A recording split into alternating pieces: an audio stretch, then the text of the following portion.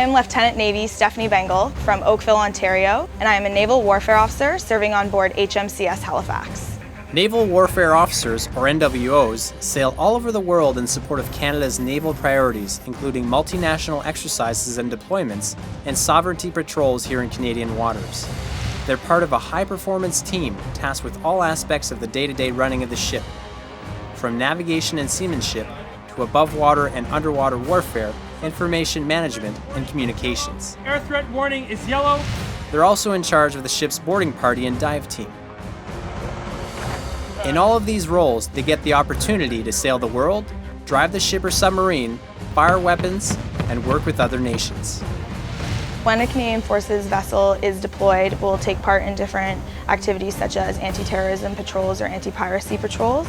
And the big thing that we want to do there is establish the Canadian Armed Forces and the Royal Canadian Navy as a dominant force. And we will do things such as patrols of those oceans while working with other navies to show that we have a presence. Being a naval warfare officer means getting to see many parts of the world, be it sailing in the Caribbean, the Arctic, the North Atlantic, or the Mediterranean. Canada's Navy has operations that span the globe. But it's not just about sailing. Being a crew member means becoming part of the Navy family, working together as a team to accomplish the mission at sea. And the chance to have control of a ship could be the chance of a lifetime. One of the neat things that we do is we'll bring people on board to show how fast the ship can go from completely dead in the water to our full speed. And that's a really cool thing. If you're up there as a naval warfare officer driving that, you'll feel the ship turn and move, and they like to say you drive it like you stole it. So it's definitely cool, that aspect of being a naval warfare officer.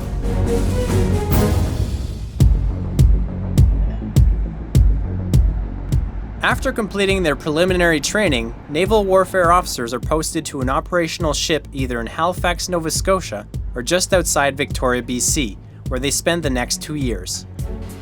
Officers immediately begin their practical training that leads to 2 qualifications. Alongside, they work towards an Officer of the Day qualification. That's where the captain trusts them to look after the ship when it's alongside in port. While at sea, NWOs earn their bridge watchkeeping certificate, which allows them to be put in charge of the ship while it's sailing. I've had both engines at 315. You definitely have to be quick-witted and sharp to do this job, and you have to be willing to take in a lot of information at once, process it, and then make the right decision. There's a lot of times where something will quickly change and you have to adapt, and you have to be able to inform the captain of what we're doing, and it does involve a lot of quick thinking. Mark, 241. Leadership and teamwork are 2 of the core skills for naval warfare officers. It's a challenging job with many growth opportunities right up to being in command of the ship.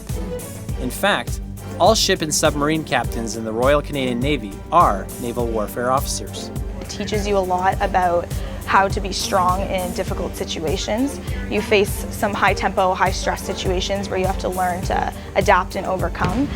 And I think when you first start out, you see yourself pass each obstacle and then get to the other side, and you turn around and are pretty amazed with what you've done. So I'd say, looking back on who I was when I first joined the Canadian Forces, I'm definitely a lot stronger. I've learned to persevere more, and I've gained a lot from the experience. So I think it is a life-changing experience to serve for our country. A typical day at sea for any officer can include practical experience and team training such as simulated fire, flood, or medical emergencies called damage control that involve the entire ship's company.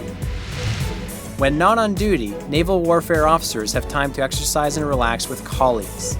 They eat their meals together, have personal access to internet and email, and communicate regularly with friends and family back home by satellite telephone.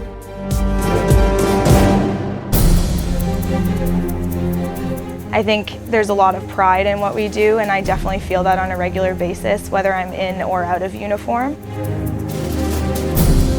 Being part of the Navy, it becomes a part of you, and you do carry that everywhere you go. So I definitely say, looking back when I was choosing my job and choosing my career, I never thought I'd be here, but I'm very, very thankful that I am.